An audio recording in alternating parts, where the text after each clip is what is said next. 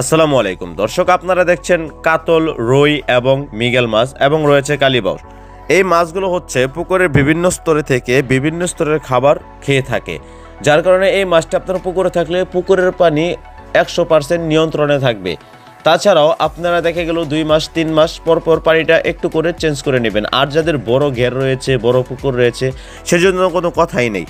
তো দর্শক, এখন আছি মাছগুলো কিভাবে চাষ করব। দর্শক, আপনার যদি বড় পুকুর হয়ে থাকে, আপনি যদি বছর শেষে মাছ বিক্রি করে থাকেন, অবশ্যই পুকুরটিকে আবার পরিমাণ মতো যত্ন করে নিতে হবে। সেই ক্ষেত্রেও অবশ্যই পুকুরে শতাংশে 800 থেকে 900 গ্রাম চুন প্রয়োগ করতে হবে, ইউরিয়া, জৈব সার এইগুলো প্রয়োগ করতে হবে। অবশ্যই পুকুরে যদি বেশি পরিমাণ কাদা হয়ে থাকে, সেই ক্ষেত্রে কিছু কাদা উঠিয়ে নিতে হবে। পুকুরের চারিপাশে যদি গাছ থাকে বা পুকুরে কোনো প্রকার রৌদ্র পড়ে না, এরকম গাছ থাকলে পুকুরের গাছপালাকে কেটে নিতে হবে, যার কারণে মাছের যেন কিছু পরিমাণ রোদ পায় এবং শ্যামা পায়। এই দুইটিকে আমাদের লক্ষ্য রেখে মাছের চাষ এগিয়ে নিয়ে যেতে হবে।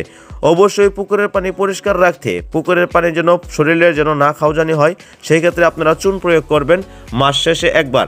দর্শক, এই প্রক্রিয়ায় আপনারা এই কার্প জাতীয় মাছগুলো চাষ করতে পারবেন এবং এই মাছগুলোকে হাতে বানানো ফিড খাবার এবং বাসমান খাবার এইগুলোকে মিশ্রভাবে চাষ করেও আপনারা খাওয়াতে পারবেন। এবং এছাড়াও দেখা গেল তেলাপিয়া এবং পাঙ্গাস, এই মাছগুলোর সাথে কিছু পরিমাণ শতাংশে 2-1 পিস চাষ করতে পারেন। তো এই ছিল আজকের এই মাছের চাষ সম্পর্কে। আপনারা যারা বাংলাদেশের যে কোনো জায়গা থেকে এই ভিডিওটি দেখছেন, তারা অবশ্যই আমাদের কাছ থেকে এই মাছের পোনা যদি আপনার পছন্দ হয়ে থাকে, অবশ্যই আপনারা আমাদের কাছ থেকে এই কাতল, রুই এবং মৃগেল মাছ নিতে পারবেন।